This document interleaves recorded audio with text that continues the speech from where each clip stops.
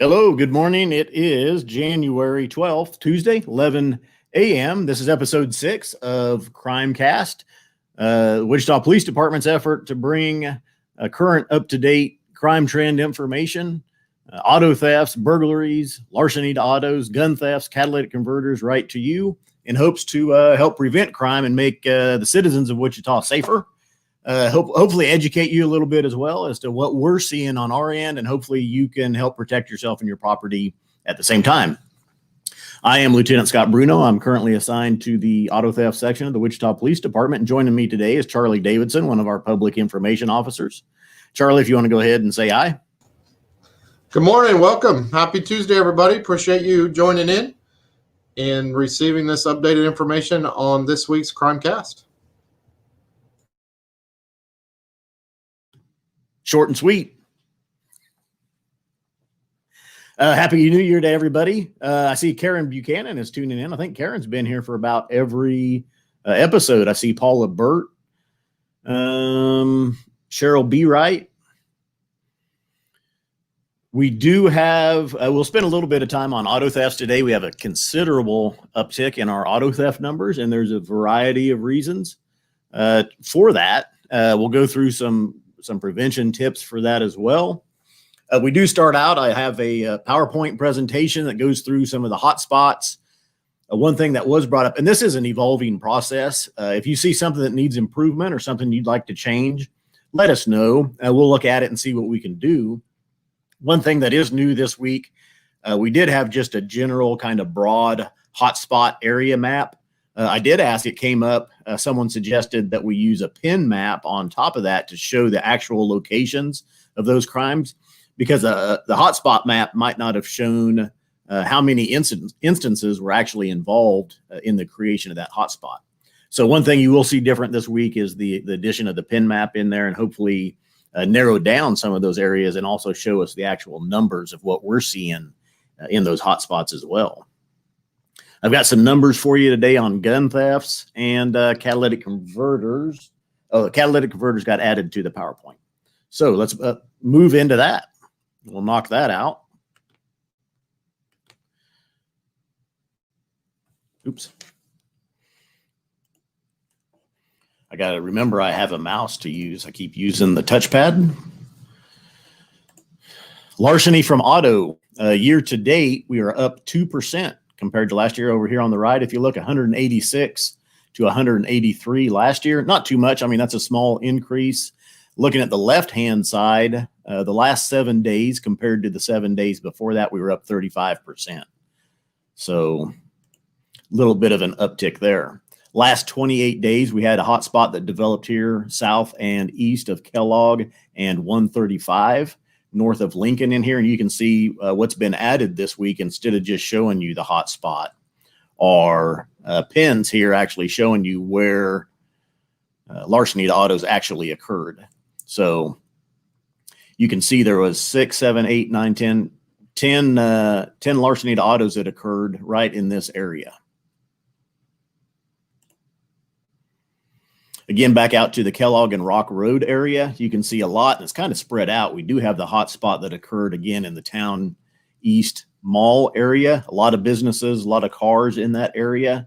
And then as you branch out in this area, you have a lot of apartment complexes and just people in small areas. So you add people and you add the cars, and we see those upticks. But you can see these pins here where the larceny to autos actually occurred. They do branch out quite a ways from this hot spot. But I would say 1, 2, 3, 4, 5, 6, 7, 8, 9, 10, 11. 11 right here in this area, the core area of this map that really contributed to that hot spot area showing up. Here's the numbers, and we'll spend some time after the PowerPoint talking about this as well. If you look at our year-to-date numbers on auto thefts, we are up 84% compared to this time last year. 90 auto thefts, and this is through January 10th. So today is the 12th. Add a couple of days on this. Now I can tell you my average that I see with auto thefts, average would be 5, maybe 6 auto thefts a day. This morning there was 11 auto thefts that had occurred in the last 24 hours. And the other day there were 17 that had occurred in 24 hours. Those are usually numbers that we see over a 3-day weekend. So our auto theft numbers are really skyrocketing this year. 90 this year so far in 10 days compared to 49 last year. You can see our week to week, the last 7 days over here on the left-hand side of our graph, 29% increase in the last 7 days compared to the week before that. And the month to month, or the last 28 days compared to the 28 days prior to that, 28% increase. We've had 250 auto thefts occur the last 28 days compared to 196 in the 28 days before that. Variety of factors there. After I end the PowerPoint, we'll talk about a few things going on there that we're seeing. Hotspot for auto thefts in the area of Lincoln and Broadway. Here's Lincoln up here on the north side of the hotspot, and Broadway just on the east side of the hotspot. So south and west of Lincoln and Broadway, we've had 1, 2, 3, 4, 5, 6 cars stolen in the last 28 days, creating this hotspot here. A few more branching out from there. And then moving along Pawnee, a hotspot created off of Seneca. Here's Seneca Street over on the left-hand side of this map. We've got 1, 2, 3, 4, 5 cars that were stolen in 28 days down in this area. Coming across to the other side of the river along south of south of Pawnee, east of Broadway. You've got a Walmart in this area. You've got several strip malls. You've got a large apartment complex or two down in this area. Again, a lot of cars, a lot of people. We see a hotspot right here with several 1, 2, 3 auto thefts that occurred right in that area.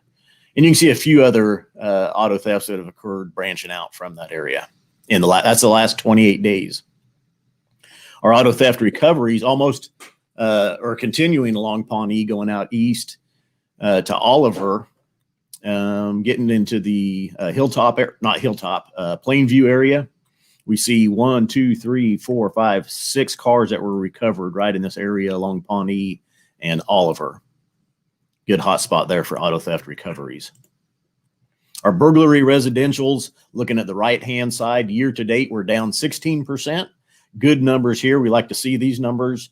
And last year, our numbers were down overall, so we're even adding to that decrease in the numbers.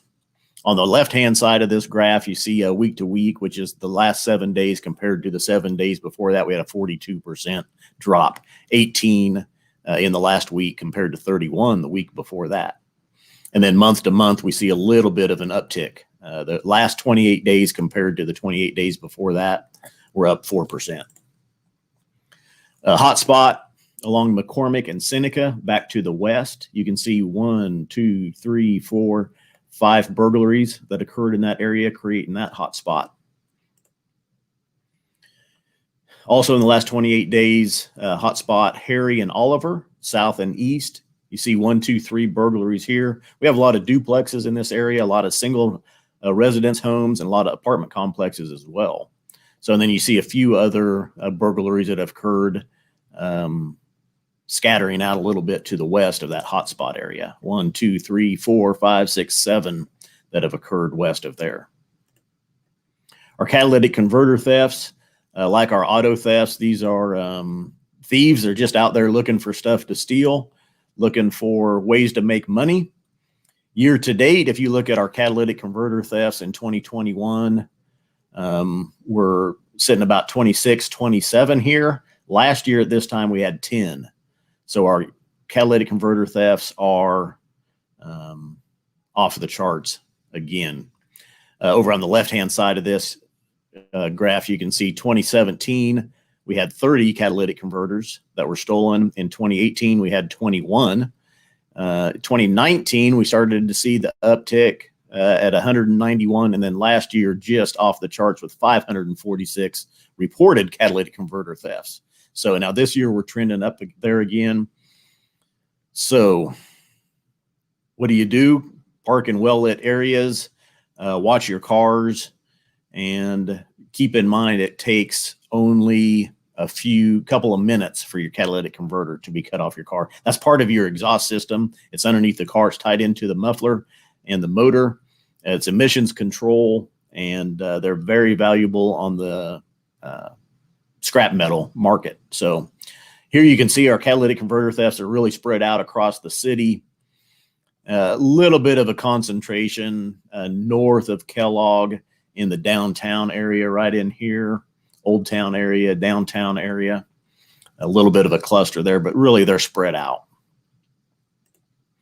This was a picture. This just happened last week, a recovery.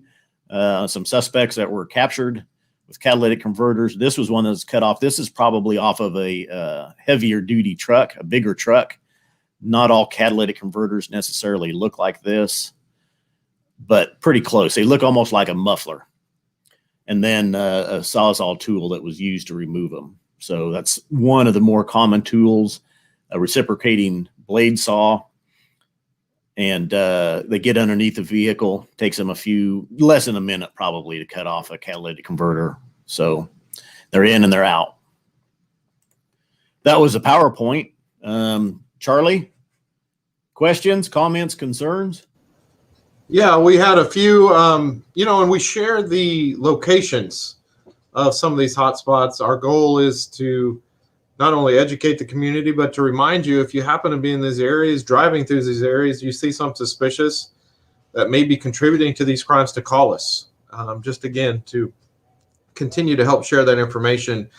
We did have several questions that came up. One of them was flock safety from Cheryl. I did direct her to a news release we did on flock late last year. She was just asking a little bit about what exactly flock is.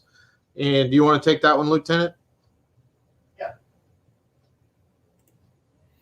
The flock camera, they're referring to the license plate readers, I take it? Yeah, exactly. Okay. And if you want to talk a little bit about it, I can add some information from our release that we did late last year. Okay. Yeah, so license plate readers, there's a couple different technologies out there. There's moving license plate readers. We've been using those for several years on patrol vehicles. Not every patrol vehicle, because they are quite expensive. But I don't know for sure. Numbers are we have 6 to 10 vehicles in that area that have the license plate reader technology on them. Within the last several months, we started testing a secondary option that would be used in addition to those, and these are stationary license plate readers. They are movable. They're basically cameras that you'd set up on intersections, and they just scan license plates that go through. We've had tremendous success on stolen car recoveries. They helped solve a homicide. We did a press release on that a while back. And I believe an abduction as well, or a missing persons case, was solved by using the license plate readers. Those are under test right now. So we do like the results that we're seeing with them. And I believe we'll be moving forward and trying to purchase some of those to use as well. Was that it, Charlie? Yeah, these license plate readers are set up in different areas throughout the city, and they can be utilized. If a crime train occurs somewhere else, we can move them to that certain area to, again, help us reduce violent crime and arrest those that are responsible. Late last year, we did a news release on flock safety, and at that time, there was 68 stolen cars that have been recovered, equating to over $580,000 in recoveries. 39 stolen license plates, 39 felony offenders were arrested. We've seized 13 guns and also seized amounts of drugs. It was beneficial in one of our homicide investigations late last year as well, right there at the end of December. So they have been successful. Right now, this is a trial program, and once the trial program ends, which it was a 90-day trial, then it'll be evaluated before moving forward at that time. So that's a little bit about flock and the work and the technology on helping us reduce violent crime. We also had a question from Connie. Well, not really a question, but just a statement saying that we need more than just a slap on the wrist. As far as, I'm assuming, talking about property crime, and maybe if somebody's arrested and they're convicted of that crime, is my guess. You could always, reach out to your elected officials and speak to them about those things. That's obviously through the criminal justice process. As a police department, we don't regulate sentencing and things like that. We provide the facts that we have either to a city district court, a city court, district court, or a federal court, and then the prosecution is decided by that particular court. Anything out on that, Lieutenant? Matthew here. Great comment. Thanks for the analysis and graphics. Might help the community understand the challenges. I think that's exactly why we're doing it. Wouldn't you say? Yeah, I mean, that was one of the main purposes of putting this together, and really also just getting these numbers out to the citizens of Wichita and the surrounding area so they know what's going on, what we're seeing. I came to auto theft almost 2 years ago now as the lieutenant there, and looking at tied in with the larceny section and larceny to autos, guns being stolen from autos. I know a lot of those numbers the public just wasn't aware of. People leave their wallets or their cell phones in their cars, not thinking about it because they don't know how often it happens. I believe if people knew how often their cars being broken into happened, it helps prevent it. They're less likely to leave stuff in there. And so that was the goal, was to get a lot of these numbers out, just educate people and say, hey, if you live in this area, we're seeing a hot spot, a crime trend occur in this area, so be extra precautious. I seen there was a few questions about catalytic converters and the people buying them. So the problem is you do have legitimate scrap metal dealers that are licensed. They have their licenses through the state and they buy those. And then you have people that do it illegally, and maybe they're buying them, they're stealing them, or they're buying them secondhand and then taking them out of state to resell them to get the money there. We are starting an education and an enforcement effort in conjunction with the DA's office to our legitimate licensed scrap metal dealers to, educate and inform them of what the laws are, what they need to be doing, and going from there. But it's kind of tracking down the people that are illegally buying them or scrapping them in the first place and getting some enforcement action going there. But we're trying to do what we can. So bear with us. Yep. Looks like Chris said something about crime is wanting him, kind of encouraging him to move out of Wichita. I will say, we talk a lot about the crime trends that we're seeing here, the hotspot locations, because we're trying to get that information out. I think it's also important to look at what else is going on. When you look at Part 1 offenses, which is going to be your more serious offenses, your homicides, your sexual assaults, your burglaries, your auto thefts, when you combine that all together for over 2020, we are actually down 3%. So we saw some surges in some violent crime, which was seen nationwide, was not just localized here in Wichita, but seen nationwide. But overall, when you look at all the Part 1 offenses, we were down about 3% at the end of last year. I contributed that to our hard work, our community providing us information, giving us that information, helping lead to those arrests. So we are continuing to work very hard each and every day to try to help keep this community safe. So I thought that was important to notate as well. As a matter of fact, I think at the end of the year, we had 77 commercial robberies or business robberies, which was probably the lowest in decades. I'm not sure the last time, I'd have to go back and look, but lowest in decades in our commercial robberies. Again, contributing that to the hard work of our officers, our investigators, and again, the community providing us information as well. Gregory Rose is saying something about people not getting their motorcycles back. I know, you probably don't have anything, Lieutenant, right off the top of your head as far as motorcycles being recovered, but I know we recover them. Motorcycles are probably actually tougher than even cars, just because of how small they are. They're easy to hide. They're easy to conceal. We do see generally in the summertime, we'll see an uptick in the motorcycle thefts, just because the temperatures are warmer. There's more people out riding them. People are getting them out of storage, getting them out of their garages and stuff. They're leaving them, parked outside overnight.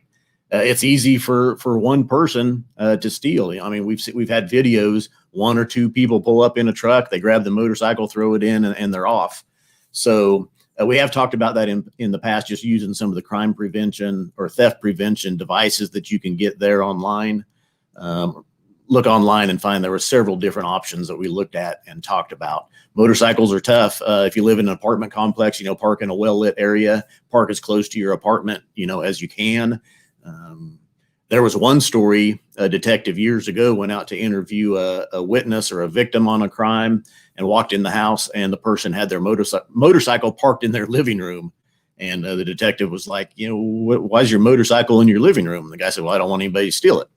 So that was his prevention. I don't encourage everybody to do that, but that was how one person at least tried to prevent his motorcycle from being stolen. How do you get it in the living room? I think that's the next question. Yeah, I know. I don't know if he drove it or pushed it. Looks like Janine here, Lieutenant asked, how come scrap metal companies are prevented from buying catalytic converters in Sedgwick County? Well, it can be or is a lawful. You do have mechanic shops. I mean, you have auto shops and stuff that do repairs, and they may cut one off and replace it. Scrap yards and stuff where cars are totaled out and they're taken, they may cut the catalytic converters off and then try to sell them to scrap metal.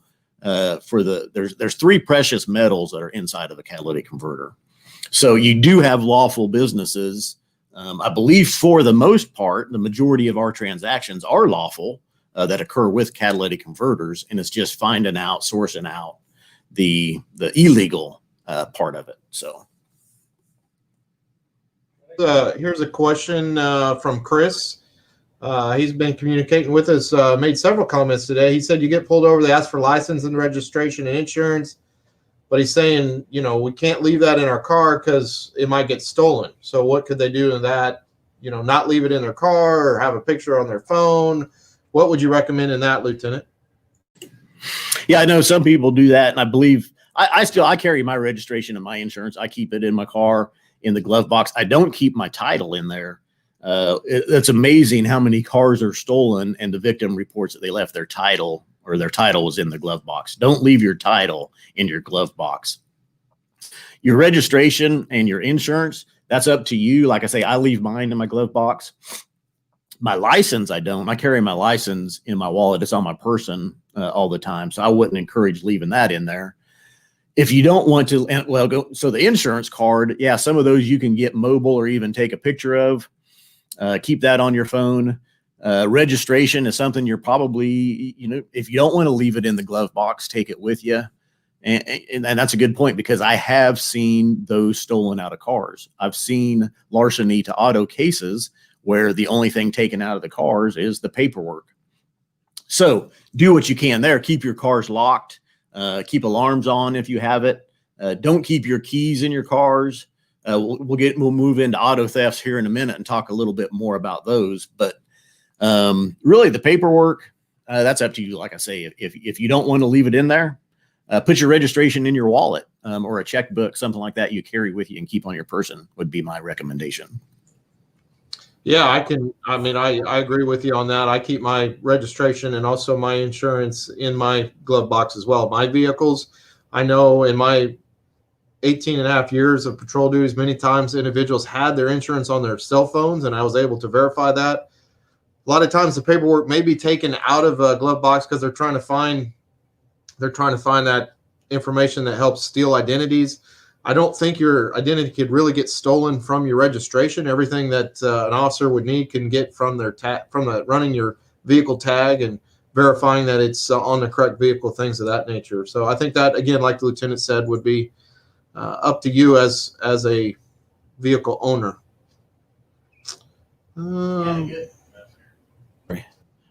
Good comment there from Elizabeth as well, just talking about a garage door opener being left in a car. If you park your car, now I park my car in the garage, so I leave my garage door opener in it.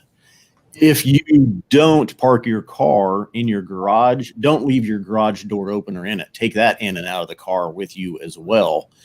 We have seen cases where a car is left in the driveway, it gets broken into, the suspect sees the garage door opener in the car, hits it, opens up the garage door. Now they're committing a burglary on your house. So if you park your car out in front of your house, don't leave your garage door opener in it. Is there, correct me if I'm wrong, isn't there a way to disengage, like a code you can put in your garage door opener to disengage it at night and then re-engage it in the morning? Or am I thinking something else? Well, it probably depends on your garage door opener model. Some of them you can lock where the remote won't work.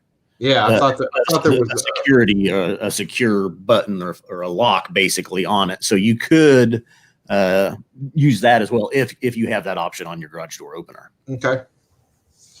I think that's most. Somebody was asking, can you take pictures of your registration? Sure. I think if you could verify to the officer that you have registration and they can look at it, I don't see why that would be a problem.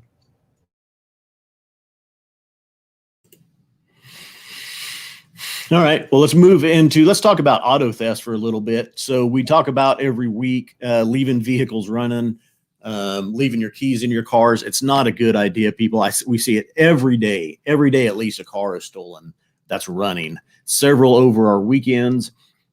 Getting back to our numbers, we've seen an 84% increase in auto thefts this year. A fraction of that are cars that are left running. A fraction of that are cars that have the keys left in them. A fraction of that are repeat offenders. A fraction of that are cars that are stolen just to joyride in because it's cold outside and a person needs to go a few blocks over. We see a fraction that are stolen for the catalytic converter. They may steal the car, drive it a few blocks over, cut the catalytic converter off of it, and then they're done. So there's a wide variety here. I'm also seeing, matter of fact, and I'm not sure what the reasoning here is.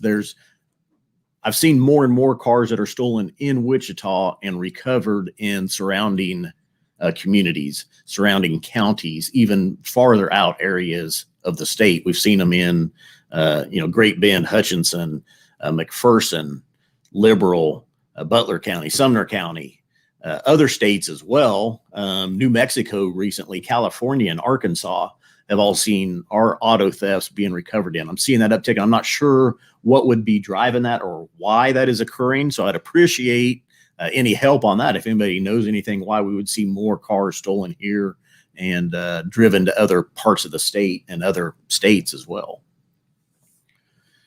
But the police department needs your help in solving, not only solving those, but preventing them and decreasing the numbers. Like I say, 84% increase is terrible. And we need to do what we can and work together to solve that. So help needed.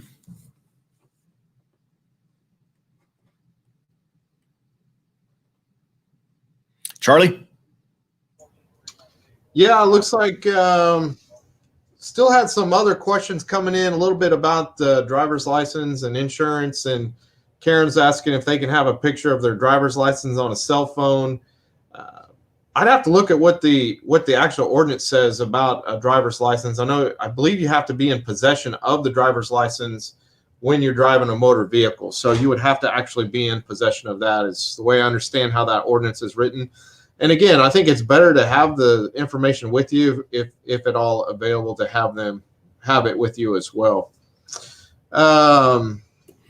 Yeah, I'll just agree with you. I know years ago, and as far as I know, it has not changed, but you had to have your physical driver's license on your person.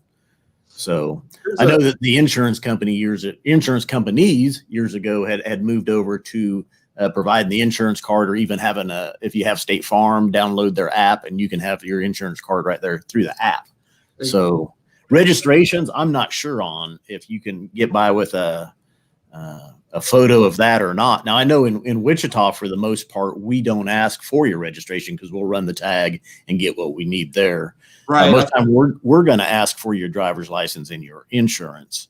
But I know if you outside agencies, the sheriff's department or the Kansas Highway Patrol, I know the Kansas Highway Patrol used to ask for license and registration. They wanted to see it in hand. So, right. I know there's times I've asked for registration in my patrol duties, but I believe when I asked for the registration, it's because actually I was investigating maybe a tag that had expired, and they said that they had updated that tag and they were able to provide me with the registration that showed they did.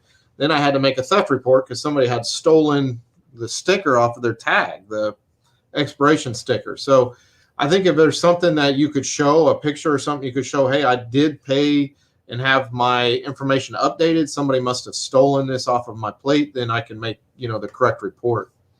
Cheryl asked a question about auto thefts here. Her husband has a habit of starting the car in the morning, then he locks it with a separate key. What do you think about that, Lieutenant? Any words of wisdom on that they're asking? Well, the only problem with that is if you're using a key to start it and the key's in the ignition, someone can break out the window and then they're off with your car. Some of the newer model cars or secondhand installed security systems may have a remote start where you don't have to use the key for the car. So the key's not in the car and you can't take the car out of park. It's only sitting there running, and then you have to have the key or the key fob in the car to take it out of park. So if he's starting the car with one key and then just locking the door and leaving it in there, I say that's not good because you're still allowing someone, all they have to do is break the window and then your car is gone. So. Yeah, and it's surprising how fast a window can be broken and items can be taken out of the car and or the vehicle can be taken. It takes seconds. Stacy's asking, what do they typically do with stolen vehicles?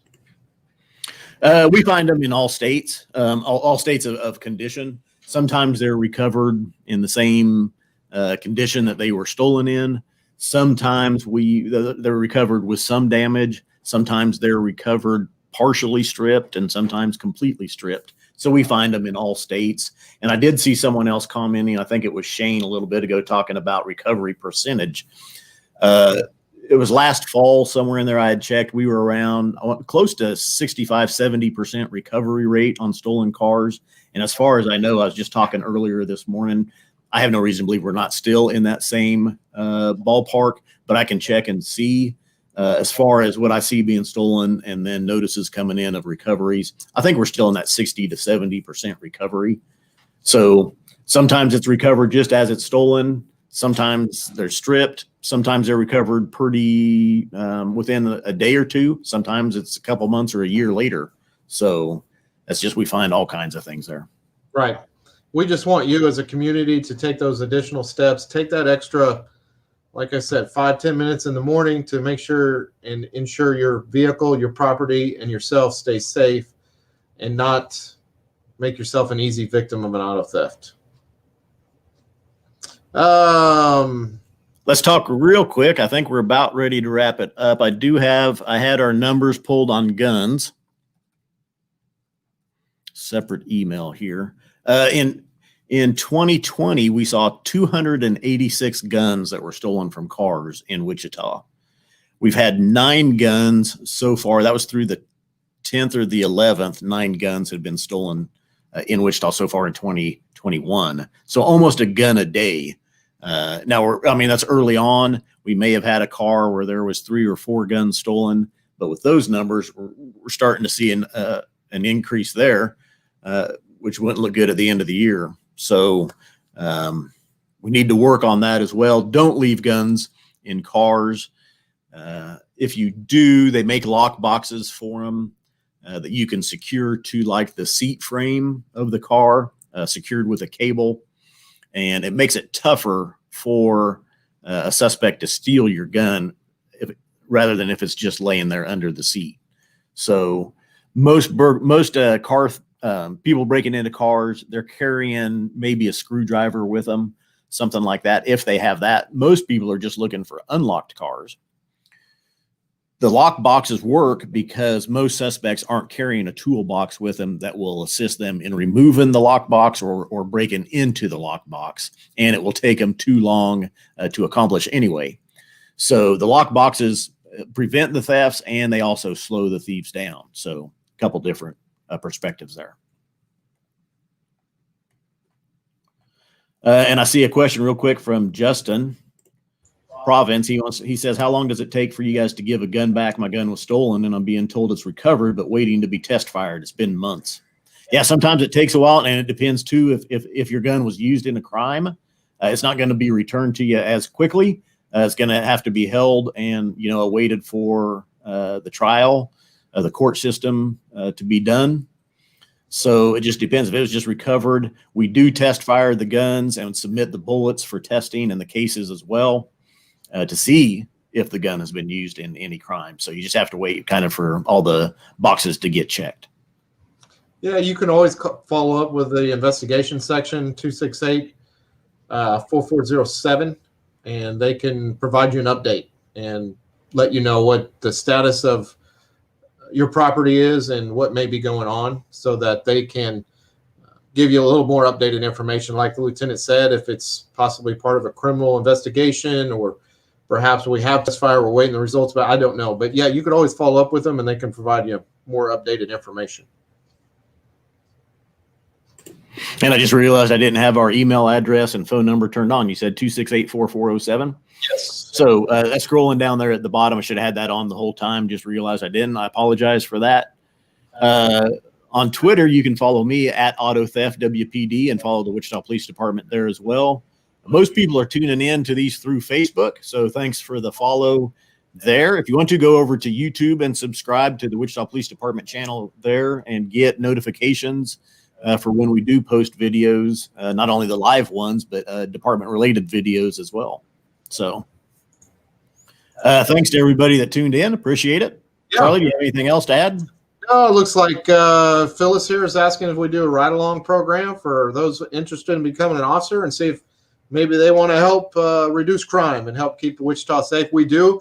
Unfortunately, due to COVID right now, we're not doing any ride-alongs. We also have a Citizens Police Academy where you can really experience firsthand the police department by going through a series of classes, hearing from instructors, riding with officers, being able to see the different type of training that officers receive. But unfortunately, due to COVID and wanting to keep, stop the spread of the COVID-19 virus and keep the community safe, we're not utilizing or doing those right now.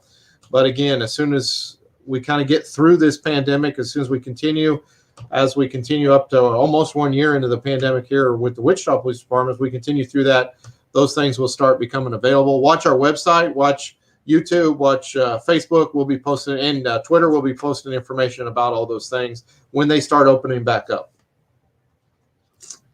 Yep, sounds good. Thanks, Charlie. I think we'll call this a wrap on this week's episode of Crimecast, and we'll see you next Tuesday, 11 a.m. on January 19th. All right. Stay safe, Wichita.